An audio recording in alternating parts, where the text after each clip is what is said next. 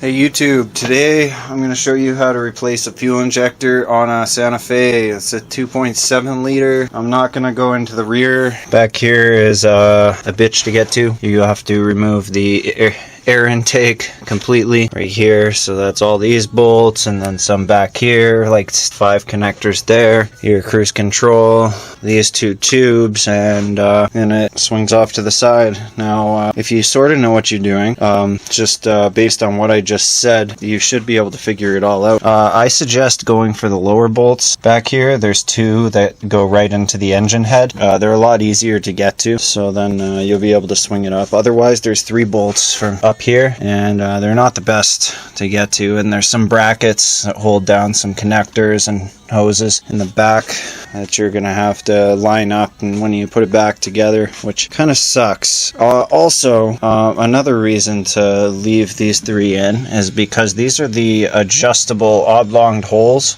of the bracket that holds the intake. So if you undo those, you almost always end up having to loosen every bolt, put them all in halfway. There's 5 total, and then torquing them down that way, just making sure they get lined up, which you know, that's a rule that goes for a lot of other things. Like if you're ever installing an inner fender or just something that has multiple bolts, it's good to just put them in loose first and then go around and torque them and then double check them after. One problem I had with this Santa Fe when I got it was the valve covers were leaking, and I found that there was 3 or 4 bolts that were just finger tight.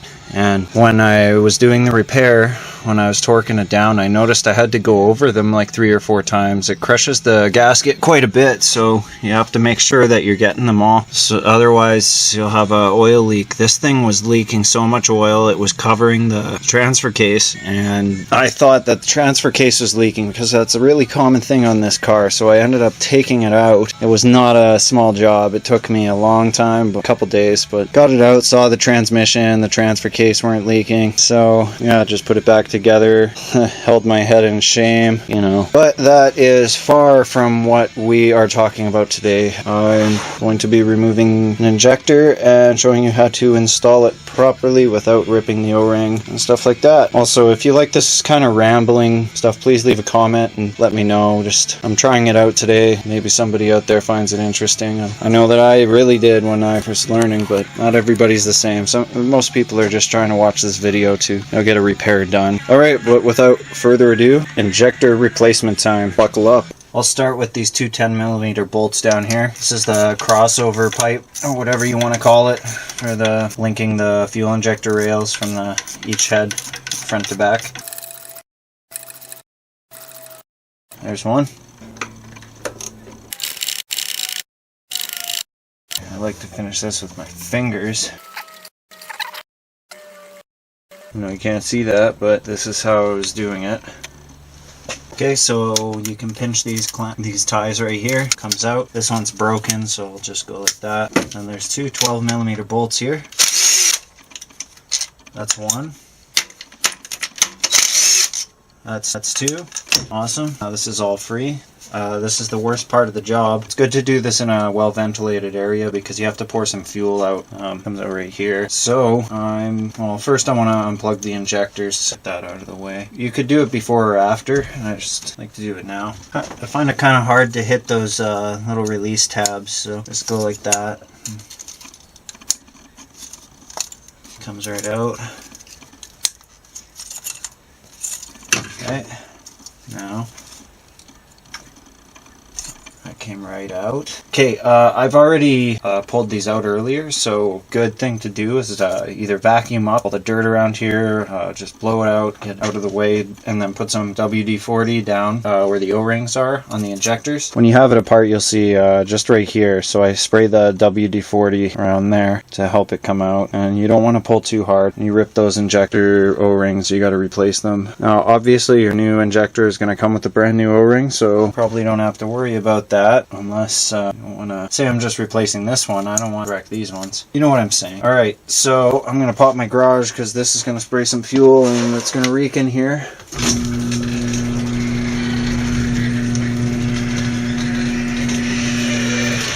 Alright, here we go. go. Stop. Might have to pry this out with a small screwdriver. I'll just put this in right here. Just kind of wiggle it. Okay, I think that's good enough to just get now. There comes the fuel.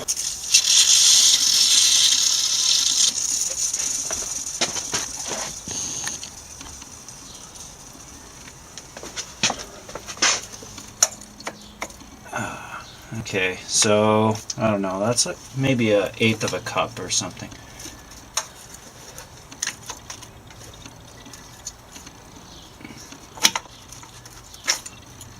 Want to be pretty careful.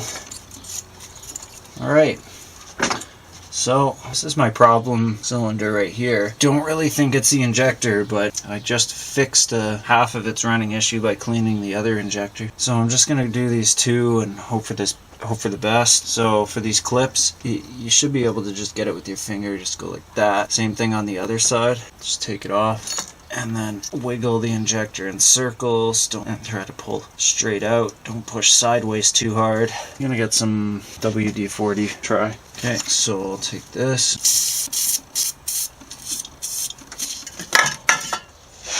Should be good enough.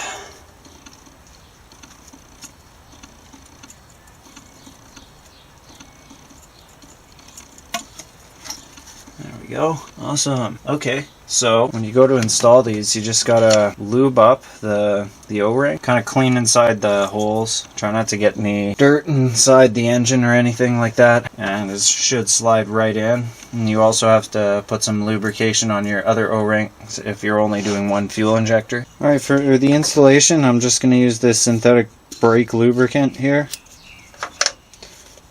Take a little bit like that. Just gonna put it on the O-ring right here. I'm just gonna put it on the one for now because I have to do all three once I get it back in, and it just lowers the chance of dust sticking to it. So I'm gonna do it this way. Alright, so you got that O-ring all lubed up.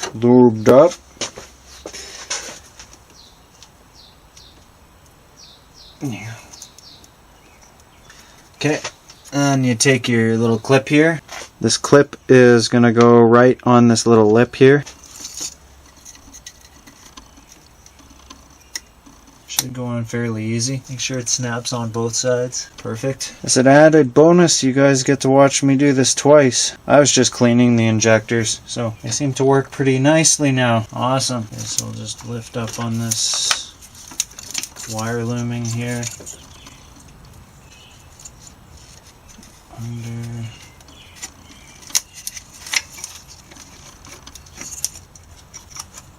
Okay, got it in place. Now I'm just gonna take a gob of grease on my finger here.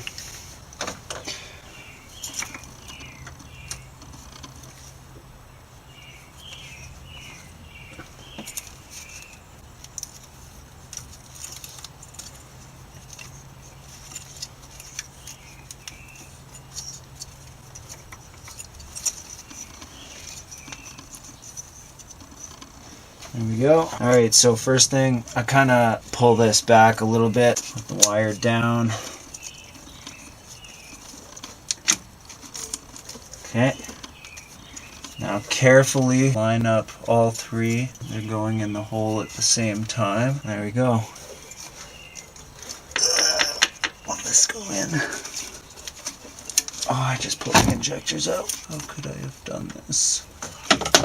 Alright. That goes in pretty easy too. Put the top one in first.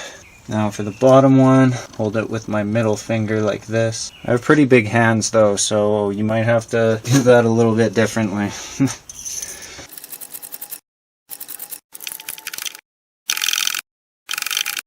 Now I'll put in these little brackets here.